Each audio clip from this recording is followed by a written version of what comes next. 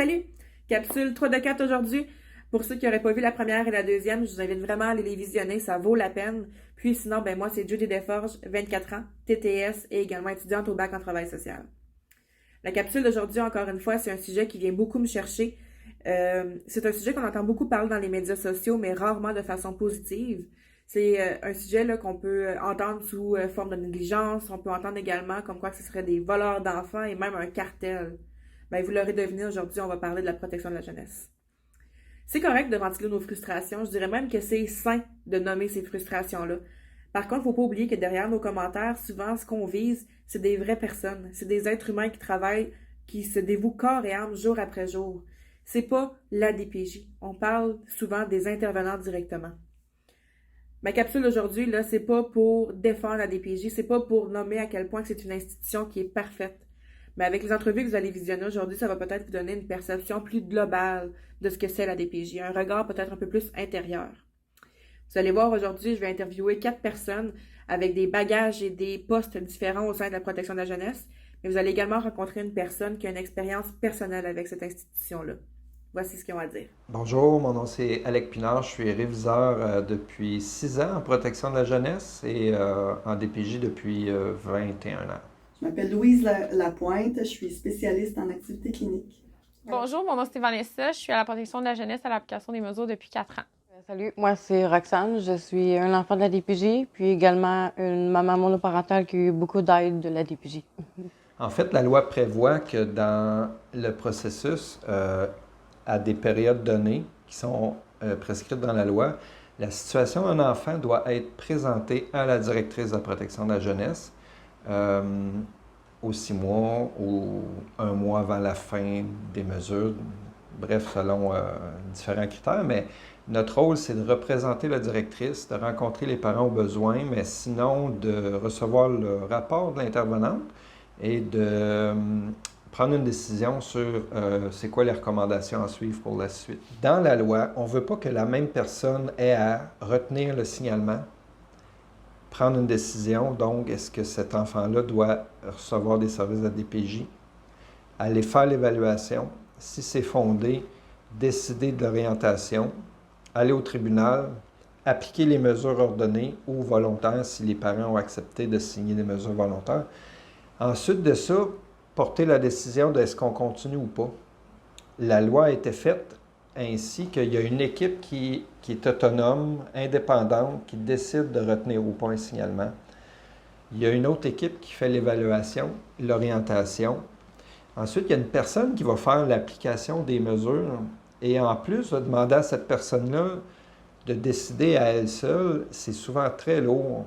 Et puis, on sait que l'humain peut ne pas toujours être objectif. On est comme ça, hein? Donc, l'idée de dire chaque cas sera soumis directement à la directrice de la protection de la jeunesse qui délègue des réviseurs pour prendre la décision, ça vient enlever le fardeau sur les épaules de l'intervenante, mais ça vient aussi valider l'intervenante, sa gestionnaire, le réviseur. Si tout le monde est pas mal aligné sur les mêmes orientations, on a des bonnes chances d'être correct. Qu'est-ce que ça mange en hiver, une spécialiste en activité clinique? En fait, c'est pour accompagner les intervenantes, les intervenants, dans le développement de leurs compétences et de leurs habiletés, là, en fait, pour devenir des bons intervenants. Ce qui m'a amené à devenir spécialiste en activité clinique, c'est sûr qu'il y avait une partie qui était d'aider les autres.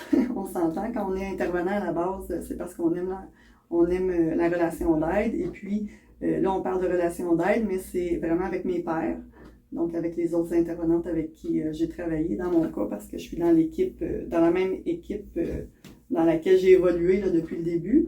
Puis, dans le but aussi d'arriver à offrir une meilleure qualité de service, si on veut, là, aux clients là, pour lesquels on travaille. Dans le fond, l'application des mesures, c'est d'appliquer les mesures qui ont été ordonnées par soit le juge ou qui ont été signées en mesures volontaires. Donc, suite à l'évaluation, l'orientation, il y a des mesures qui ont été prises pour assurer la sécurité et le développement des enfants. Mon rôle à l'application des mesures, c'est s'assurer que les parents là, font ce qui a été demandé. Bien, en fait, c'est difficile d'aller en termes de nombre précis parce que, bon, tout dépend de l'intensité de service qu'on a à offrir à tel ou tel je vais dire dossiers, là, dépendamment de la situation, mais 16 dossiers au niveau de l'application des mesures, ça serait peut-être un chiffre qui serait raisonnable, puis qui l'était du moins quand moi j'ai commencé en 2013. Puis là, ce qu'on voit, là, ça peut aller jusqu'à 40 là, dans certaines situations. Dans le fond, un des défis là, que je trouve, c'est surtout la charge de travail qu'on a. Dans le fond, on a souvent plus de dossiers qu'on devrait avoir. C'est ce que je trouve difficile de ne pas pouvoir tout donner pour mes familles. Je ne veux pas sembler pessimiste, là, mais arriver à garder sa santé mentale dans un domaine où est-ce que c'est déjà extrêmement exigeant à la base, de par le travail même. On vit des situations très dramatiques, on accompagne des familles dans des moments extrêmement difficiles. On voit des choses... On voit des choses difficiles. Ça, c'est une chose. Puis malgré tout ça, en plus de tout ça, je devrais dire, mais comme je disais, là, au niveau de la charge de travail actuelle, au niveau de la mauvaise presse qu'on a, puis tout ça, mais c'est extrêmement difficile de maintenir un bon équilibre, je dirais, entre le travail, puis l'énergie, puis l'intensité qu'on met au travail, puis la famille versus notre famille, nos loisirs, puis notre vie personnelle. Donc, aller trouver l'équilibre là-dedans, moi, ce que je vois actuellement par rapport aux intervenantes, c'est ça actuellement qui est difficile au niveau de la protection de la jeunesse. Le premier choc quand on entre à la DPJ, c'est que tout à coup, on ne voit plus ce qui est véhiculé dans les médias, évidemment, de la même façon, mais on se rend surtout compte qu'il y a la loi sur la confidentialité des services. Alors, il y a toujours juste un côté de la médaille qui est dispersé, qui est véhiculé, qui fait les manchettes. On ne peut jamais se défendre. Alors, c'est facile pour, par exemple, un homme qui aurait abusé sexuellement de sa fille de venir dire que la DPJ, sans raison, a enlevé sa fille. On ne pourra pas dire qu'il y en a des raisons. Puis que ça se règle devant les tribunaux, où là, on expose les faits.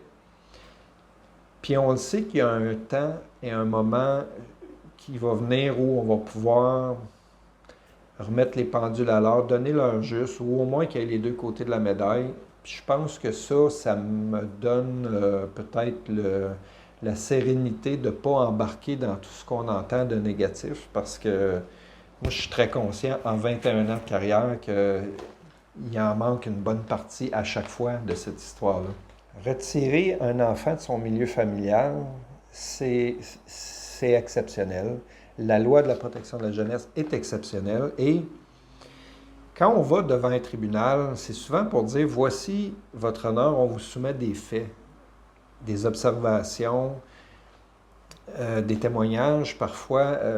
Le juge, lui, a à peser ce qu'on apporte, les explications des parents. Honnêtement, ça fait du bien de savoir qu'on ne va pas porter toutes les décisions sur nos épaules, mais qu'il y a un processus judiciaire. Les enfants sont représentés par des avocats, les parents aussi. Nous le sommes avec notre contentieux, mais cet endroit-là où finalement chacun peut s'exprimer, présenter les faits, ça vient nuancer notre intervention. C'est excellent, ça prend ça. Oui, ma perception, en fait, tu dis on a un peu de mauvaise réputation. Moi, j'irais même te dire on a une très mauvaise réputation au niveau des médias. Par contre, ce que les médias, eux, décrivent pas, c'est tout ce qui englobe le manque de ressources qui est à la base des difficultés qu'on vit actuellement en protection de la jeunesse. Puis ça, c'est pas démontré, évidemment, là, dans les médias. On pointe toujours les intervenantes du doigt. Mais moi, ce que je vois des filles, là je vais dire les filles parce que ici c'est une équipe de filles, c'est qu'ils travaillent extrêmement fort avec très très très peu de ressources. Donc c'est presque de faire des miracles là, pour essayer d'arriver à gérer là, les charges de cas, je te dirais, qu'on a actuellement. Là. Dans le fond, là, ce qui est véhiculé dans les médias sociaux, c'est pas mal juste qu'est-ce qu'on... Des fois, on fait que les gens considèrent comme négatif. Le positif là, que de notre travail n'est pas montré dans les médias sociaux. C'est sûr qu'il y a des situations qui font en sorte qu'on doit retirer des enfants. Mais je pense que ça serait important là, que dans les médias sociaux, que le positif soit plus ressorti parce qu'on fait plein de choses de positives. Là. On a plein de belles réussites. L'intervenant, ça prend de l'écoute. ça prend du respect, ça prend de la patience. Il y a trop de dossiers, il y a trop de travail, il y a trop de gestes à poser. Alors, faut vraiment travailler son savoir-être, en fait, qui est la chose la plus difficile. Les connaissances, ça s'acquiert. Le savoir-faire, ça se développe. Le savoir-être, c'est difficile à développer. Ça demande de se remettre en question et de toujours se dire, ces gens-là que je rencontre, ils ont des difficultés. Puis moi, mon travail, c'est de les aider. Il y a beaucoup d'adversité, il y a des moments difficiles, on se remet en question, on est remis en question tout le temps, d'être capable de dire, je vais me fier sur mon jugement, mais pas sur des impressions. Je vais retourner à la base. Ça prend des gens capables de faire ça. Pour travailler en protection plus précisément, moi je te dirais que la base de tout ça, c'est le savoir-être. Là, on parle d'une compétence, mais si on parle de savoir-être, c'est sûr que ça prend plus, je dirais, ça prend beaucoup d'aplomb. Ça prend beaucoup d'assurance. Ça prend une approche qui est très ouverte. Ça prend, moi je dis souvent, là, travailler avec une main de fer dans un gant de velours. Donc, travailler en protection de la jeunesse, je pense que ça commence avec ça. Le savoir-être, puis ça, c'est quelque chose qui est beaucoup plus difficile à développer qu'à travailler, je te dirais. Ça prend de la drive, il faut être capable de gérer le stress, gérer le risque, vivre sur l'adrénaline. Ça prend aussi, il faut être capable de décrocher. Le soir, quand on finit, là, il faut apprendre à décrocher. Il ne faut pas revivre toutes nos émotions tout le temps, sinon on ne peut pas y arriver. Oui, ça c'est sûr et certain. Des réussites, on en voit tous les jours en fait, sauf que c'est pas des réussites en protection de la jeunesse, c'est pas des choses qui sont nécessairement grandioses puis flamboyantes. C'est des petites réussites, c'est des petits pas qu'on réussit à faire à nos familles qui vont être des grandes réussites en fait. Puis des petits pas ou des petites interventions, oui, on en voit, puis on en voit tous les jours en fait dans nos familles. Oui, mais pas souvent. Au bout de la ligne, quand les choses s'améliorent, quand ils reprennent le contrôle et qu'ils se disent « Ma vie va mieux maintenant, merci d'avoir été là, d'un, merci de m'avoir aidé, je ne le voyais pas que j'avais de si grandes difficultés », ça m'est arrivé ça. Mais c'est surtout dans le cas des enfants devenus adultes qui nous rappellent en disant « J'ai un enfant, j'aimerais ça te le présenter. Merci pour... » La fois où on était allés souper ensemble, tu m'avais dit telle chose, ça a changé ma vie. On dit tellement d'affaires, on jase, on crée un lien, on essaie d'aider, mais on n'a pas souvent la chance de voir l'impact qu'on a dans la vie des gens. Mais je dirais que c'est rare, les gens qui nous remercient vraiment chaleureusement. Il y en a. Une chance. Bien, un peu plus, là, qu'est-ce qu'on fait réellement, parce que c'est souvent le négatif, là, comme on disait tantôt, qui est véhiculé, mais je pense que c'est important de savoir qu'on est là pour les enfants, pour les familles, pour assurer la sécurité puis le développement des enfants. Donc, quand on retire un enfant de son milieu familial, c'est vraiment parce que c'est la dernière option. On évalue là, toutes les autres options. Donc, je pense que c'est important que les gens comprennent qu'on est là pour les bonnes raisons puis qu'on fait du bon travail. Ben mon Dieu, ce que je voudrais dire, c'est que c'est vraiment dommage qu'on ait une loi sur la protection de la jeunesse au Québec. J'aimerais bien ça qu'on n'en ait pas besoin. La réalité est haute. Il y a des enfants qui ont besoin d'être protégés.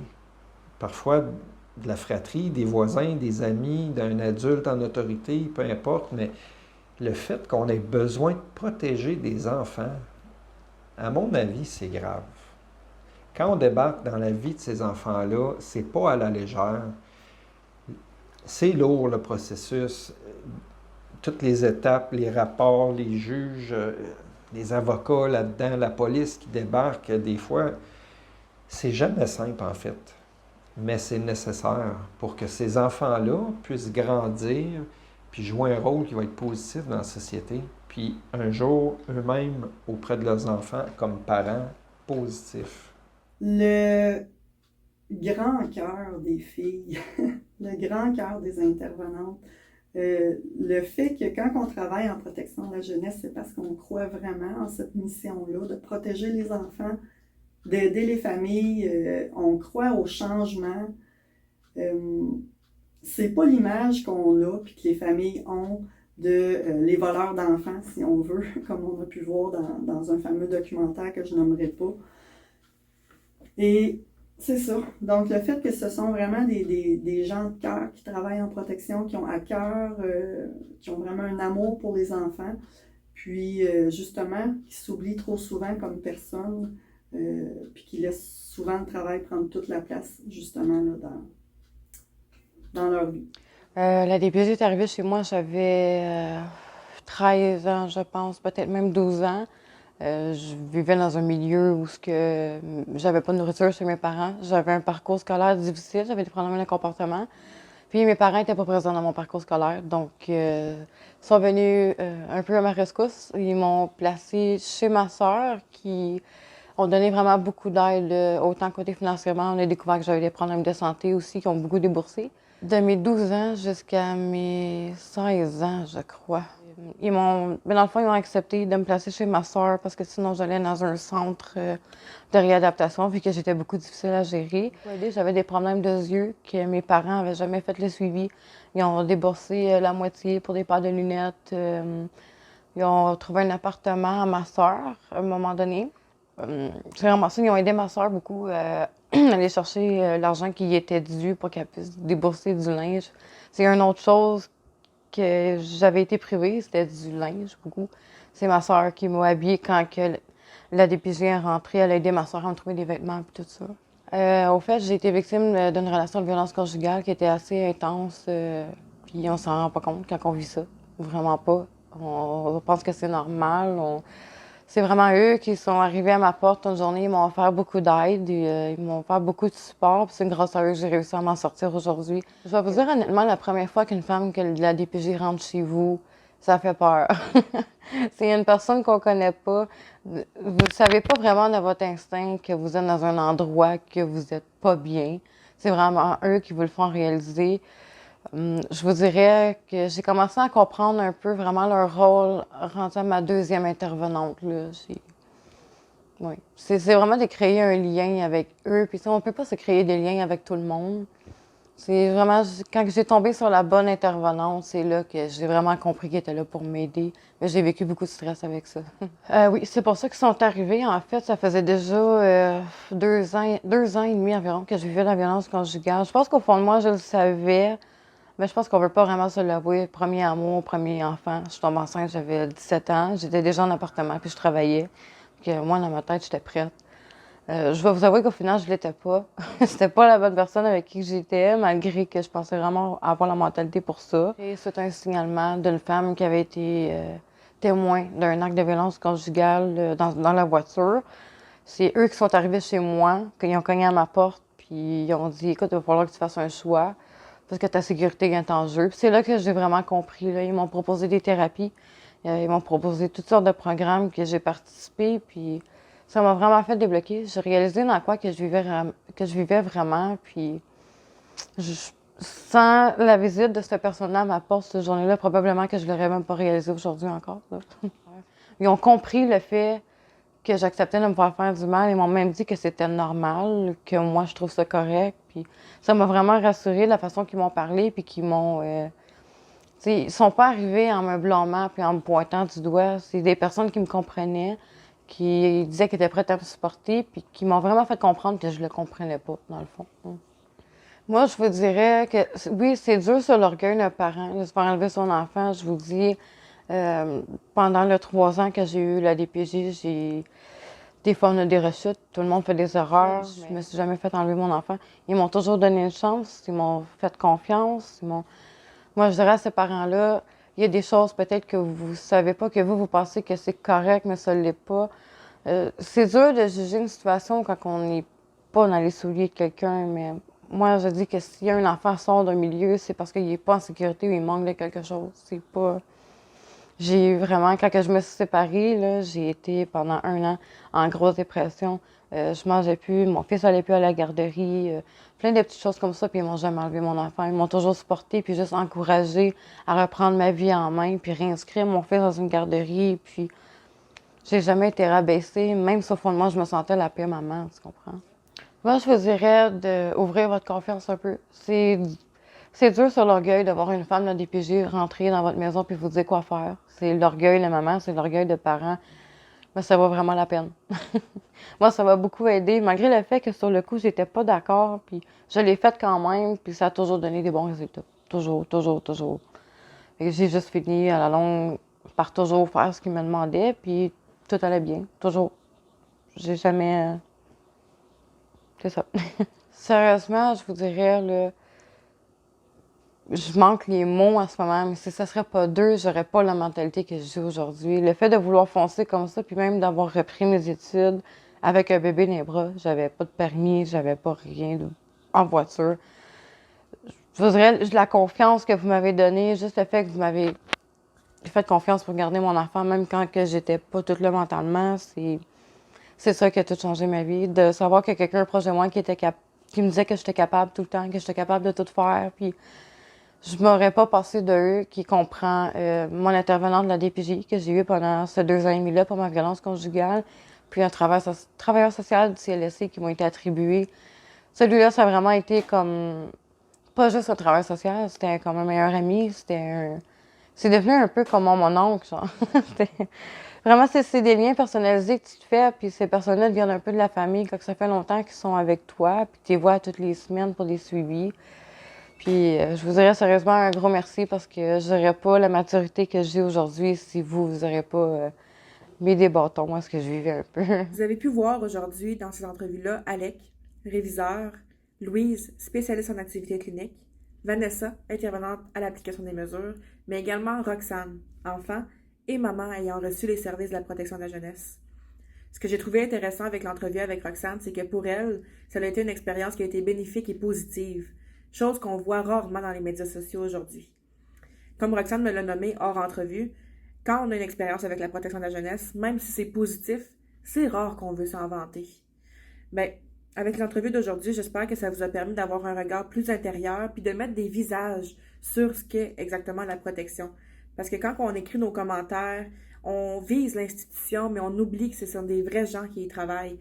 On oublie que c'est des intervenants qui se dévouent corps et âme jour après jour et qui, malgré ce qu'on peut souvent lire et entendre, ont la cause des enfants tatoués sur le cœur.